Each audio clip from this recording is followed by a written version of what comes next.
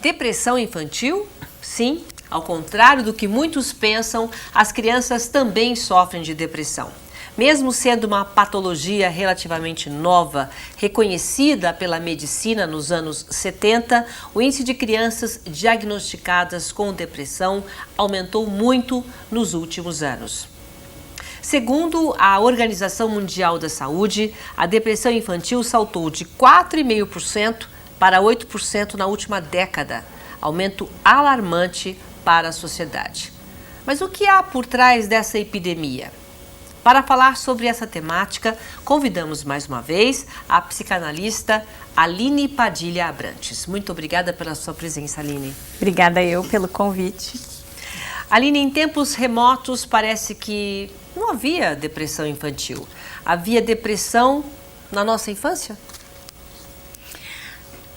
Acredito que havia sim, né? Havia quadros de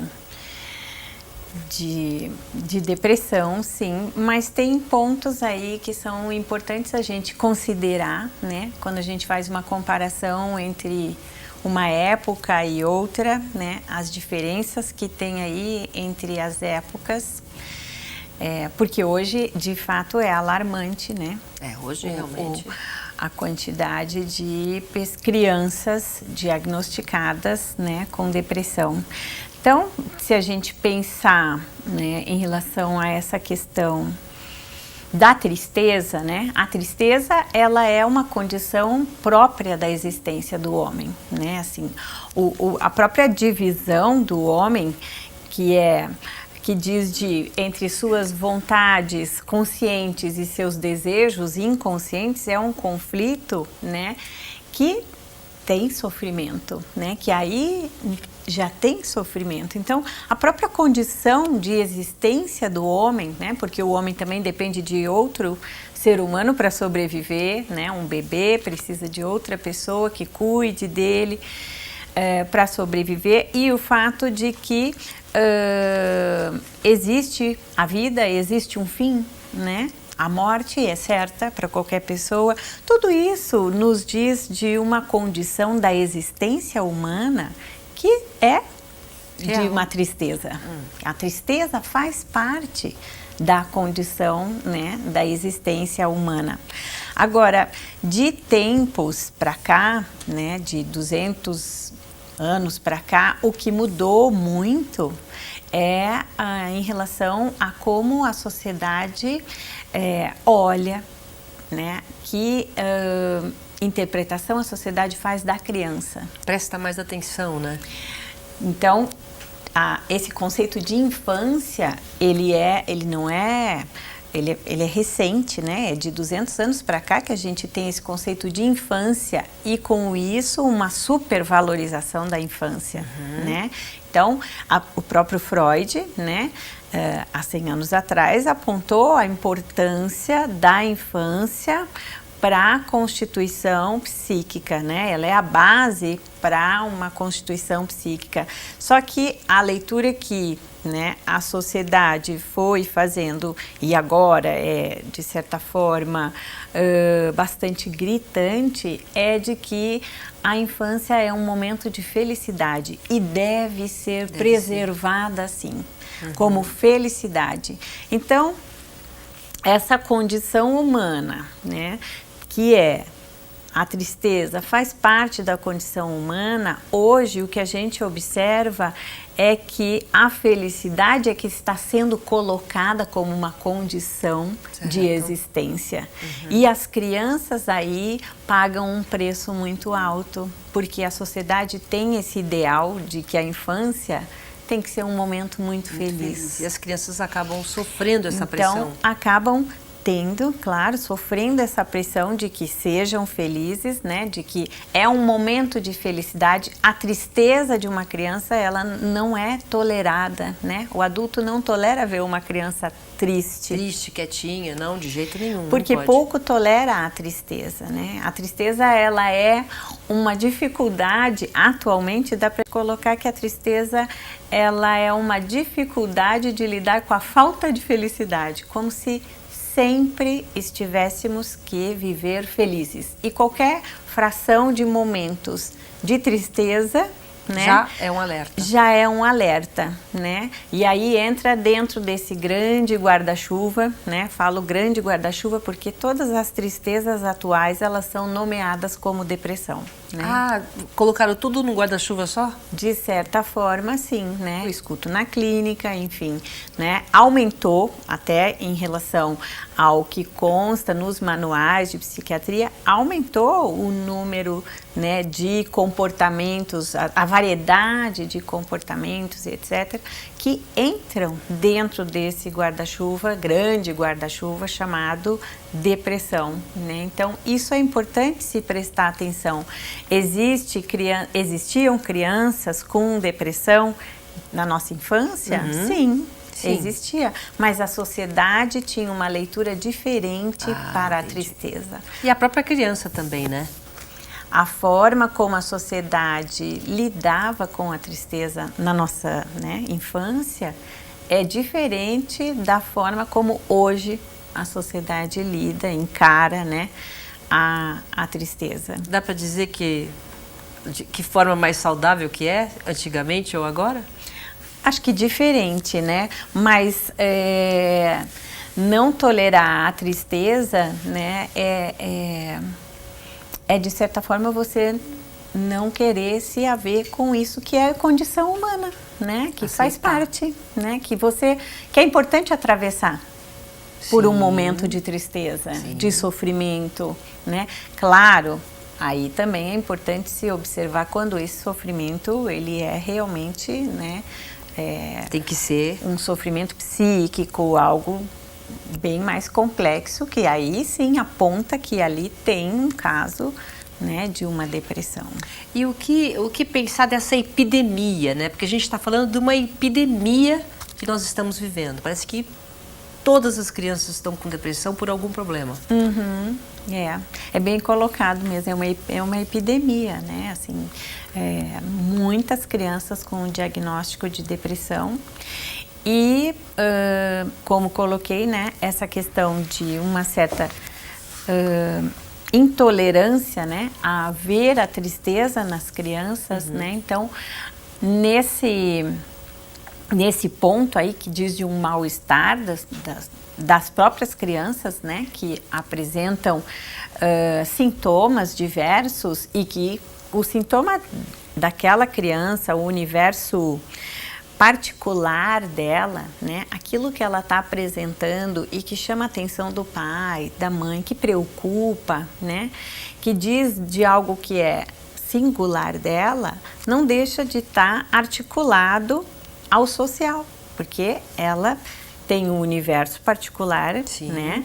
As relações familiares, mas tudo isso está inserido num contexto social, né? Então, o que a criança apresenta como sintomas hoje é diferente do que se apresentava como sintomas, né? Na época de Freud, o que ele apontava, né, em relação às crianças era inibição, né? As crianças tinham indício de que tinha sintoma de inibição. Isso tinha toda uma relação com a época em que ele viveu, que as crianças eram muito reprimidas, né? Era uma educação muito rígida, né?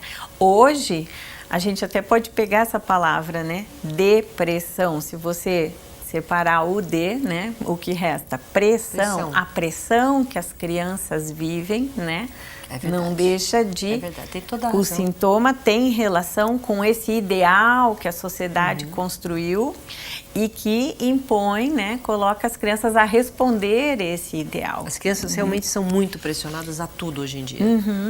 E aí, em toda essa situação entra também a questão do discurso capitalista que diz, bom, se temos então um mal-estar, né, temos sintomas, temos depressão, as crianças, um número grande de depressão, temos remédio, né? Temos um objeto que vem acabar com esse mal-estar, que é a medicação. E aí se cai na medicalização, né, das crianças, como se... Cedo demais, muitas vezes, né? Porque como se dar serotonina fosse resolver, né, algo que diz de uma pessoa, né, a criança, quando ela apresenta algum sintoma, né, isso tem toda uma história, né? Tem toda uma questão aí que é importante que ela fale, que está relacionado à relação familiar, né? A que lugar ela ocupa nessa família, que lugar ela ocupa no desejo dos pais. Quando você apenas entra com uma medicação, né? Fazendo uma leitura até que reduz a criança ao biológico, ao organismo, como se tratasse apenas separado, do funcionamento, né, de um organismo. E, né, isso faz com que haja um apagamento desse sujeito, né, da criança, e impede até que ela possa se interrogar sobre a própria tristeza e fazer alguma coisa com isso. Por exemplo, o bullying, né? O bullying fazia parte das nossas vidas, né? Nem por isso éramos deixados de lado nos grupos, mas hoje o bullying pode causar uma depressão, pode causar tantas coisas, é super questionado. Antigamente era normal, a gente sofria e sobrevivia, e hoje? Então, as brincadeiras, né? As brincadeiras de tirar sarro, de...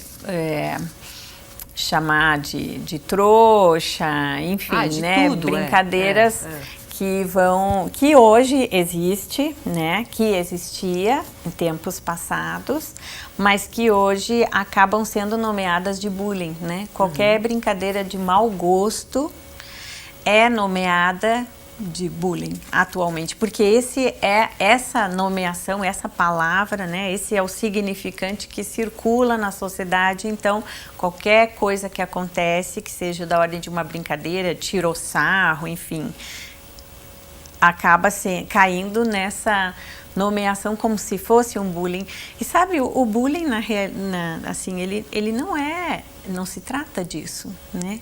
O bullying é quando a pessoa é constantemente excluída, quando ela é de forma repetitiva, assim, excluída? Né? Excluída de um grupo, excluída né? Ela não pertence, aquele grupo a coloca num lugar de exclusão. Isso é bullying? Isso é bullying. Não é brincar, não é aquela brincadeira engraçada ou mal colocada, é você ser excluído realmente do grupo, é que é o bullying. É quando toca nessa questão da relação, né, com o outro, quando a inserção num grupo, fazer parte de um grupo, quando você é excluído, né, e isso, mas de uma forma contínua, né, que não lhe dá, que se coloca o sujeito no lugar de objeto, né, não dá a possibilidade dele pertencer.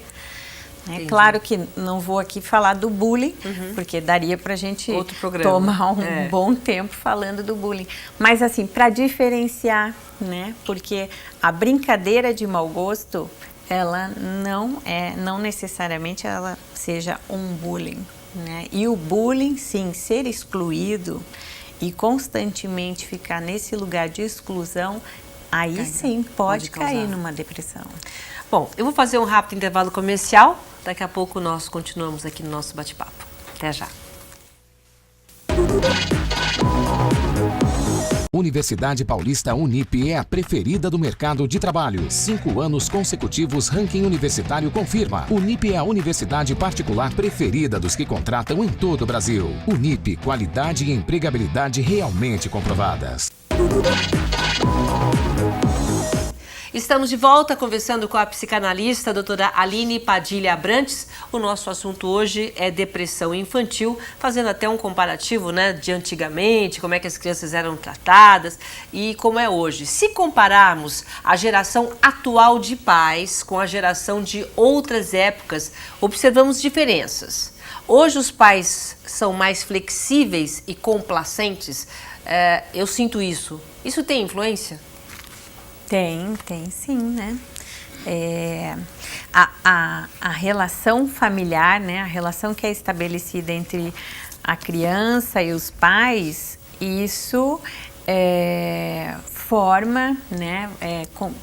Tem uma relação muito, influencia, tem uma relação muito particular com o jeito de ser de uma pessoa, né? Então, e a criança, ela é um sujeito em constituição, né? Uhum. Ela está se constituindo, ela está em plena, né, trabalho, intenso trabalho de constituição psíquica, que não é uma coisa que ela vive passivamente e nem de uma forma tranquila e branda, certo, né?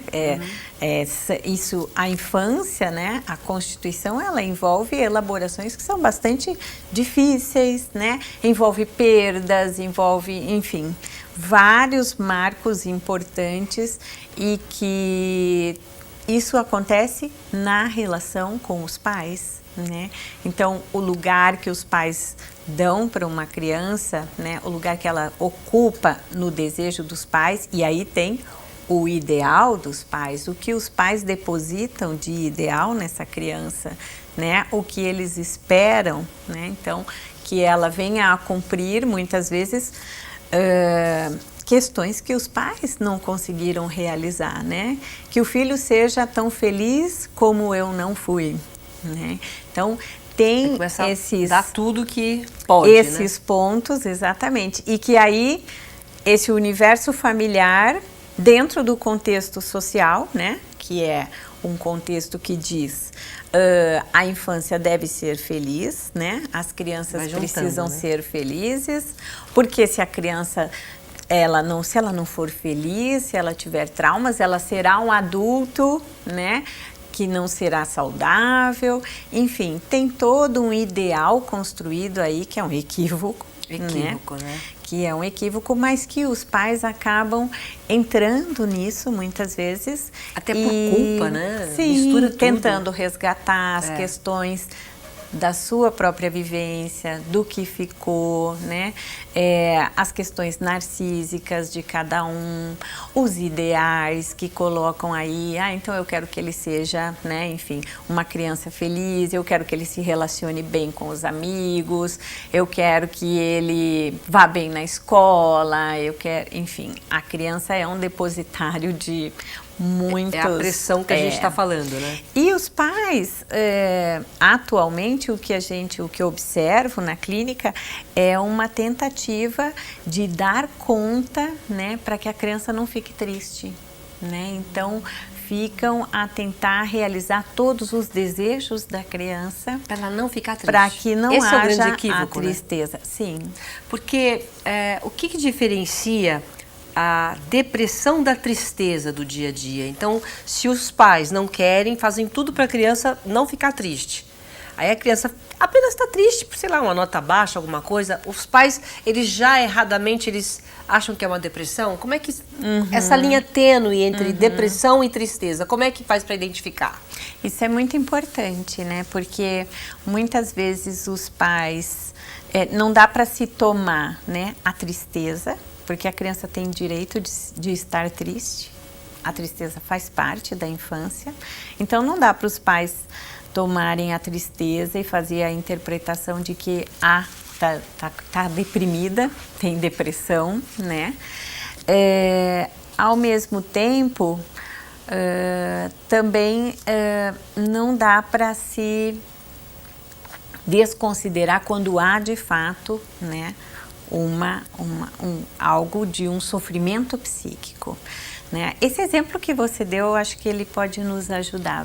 Você falou de nota na escola, né? Foi bem na escola. Muitas vezes a pressão é tão grande, né? Chegar com nota baixa em casa. Eu acho que é um bom exemplo para poder falar disso, assim. Então, se a gente pegar, né, a tristeza, em vários momentos, a gente experimenta situações de sofrimento na vida.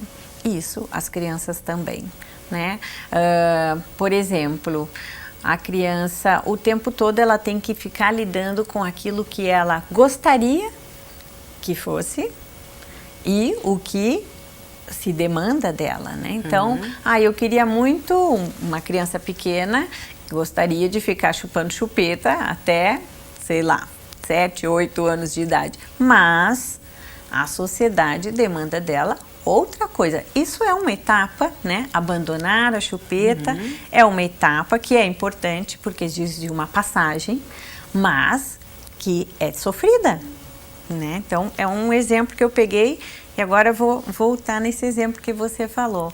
Então, a criança pode ir mal na escola e também isso diz de uma frustração dela, porque ela esperava, né?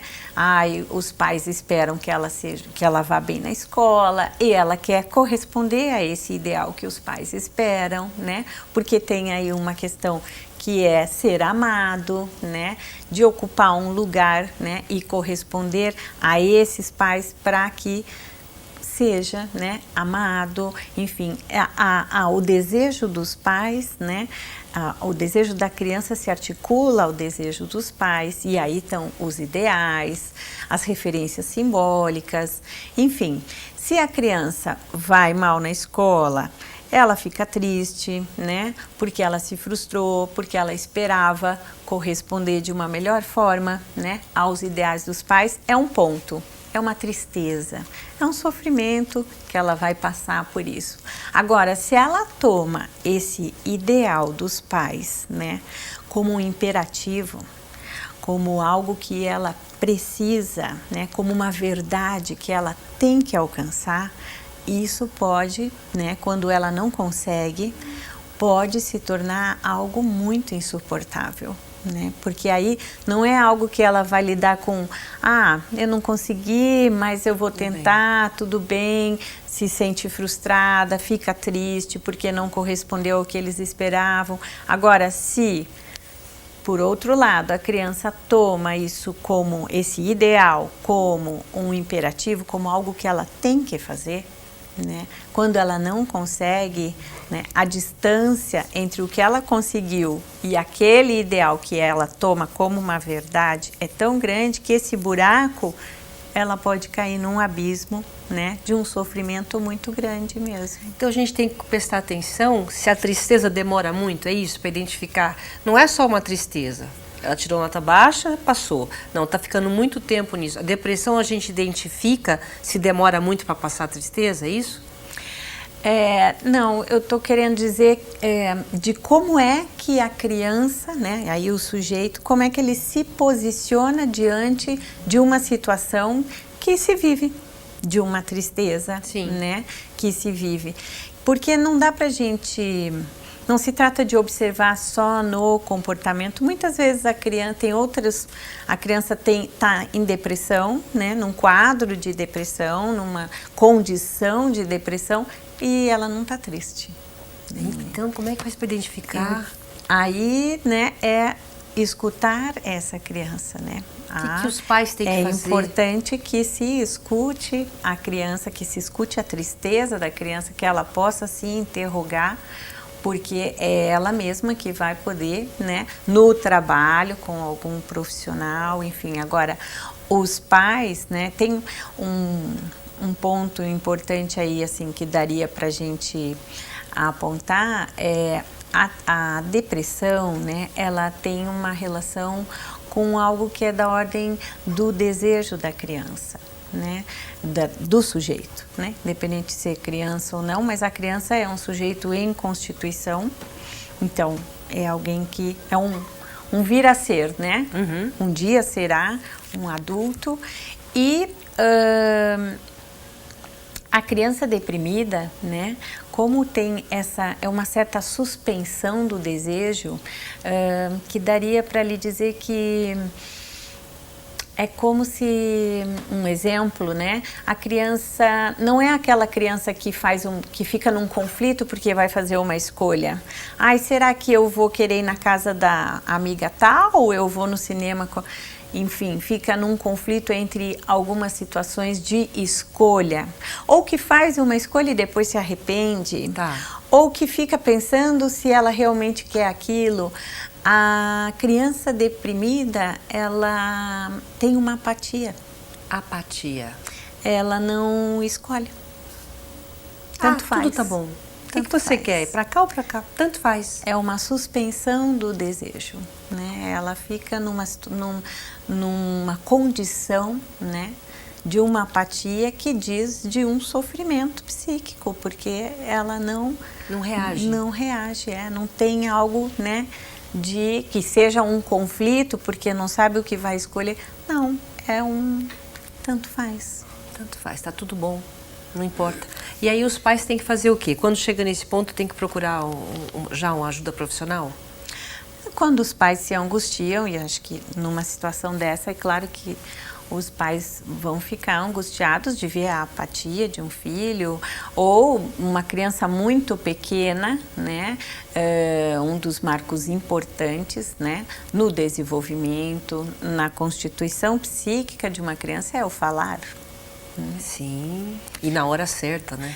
E a criança, quando ela apresenta uma linguagem que é ecolálica, que tem uma repetição, né, de uma enunciação, isso mostra também que algo ali não está bem. O silêncio da criança fala muito, né?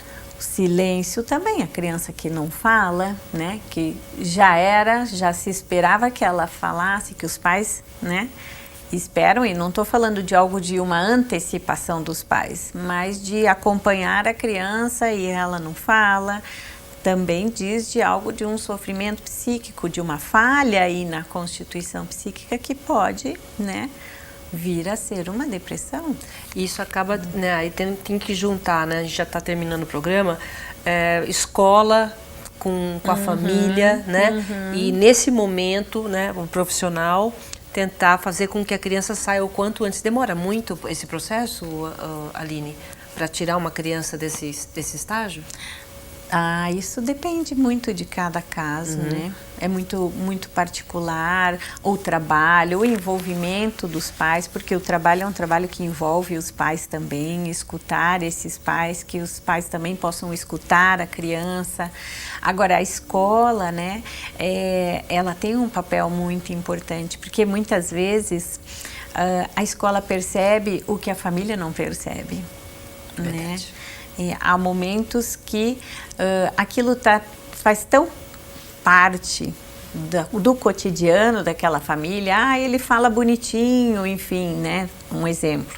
Fala bonitinho, é engraçadinho, ele sempre falou assim, e a escola, né, ocupa um lugar aí de alteridade, de uma diferença que diz, não, isso é importante se prestar atenção, não é só um falar bonitinho, que muitas vezes os pais precisam, mesmo que haja um outro olhar, né, uma outra posição aí que levante como uma questão. A escola muitas vezes faz esse papel e é importante, né, porque às vezes os pais estão tão mergulhados, né, e na relação estão tão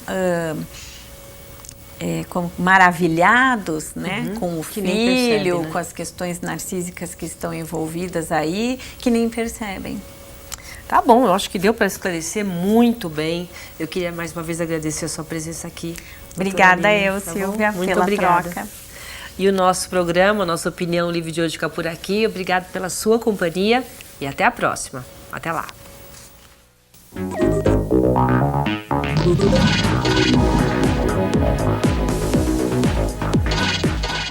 Universidade Paulista Unip é a preferida do mercado de trabalho. 5 anos consecutivos, ranking universitário confirma. Unip é a universidade particular preferida dos que contratam em todo o Brasil. Unip, qualidade e empregabilidade realmente comprovadas.